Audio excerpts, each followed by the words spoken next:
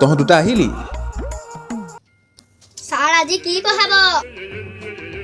তহঁত দুটাতো আজি প্ৰথম চ' আজি নপঢ়াওঁ তহঁত দুটা কি হ'বলৈ মন সেইটোকে কচোন মোক ছাৰ মই আৰ্মি ছাৰ মই পুলিচ হ'ম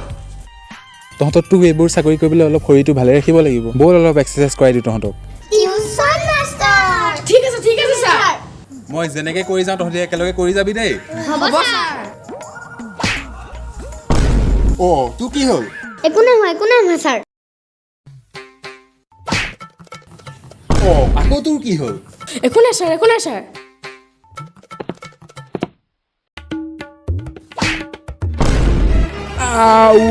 কঁকালটো মোৰ গ'লো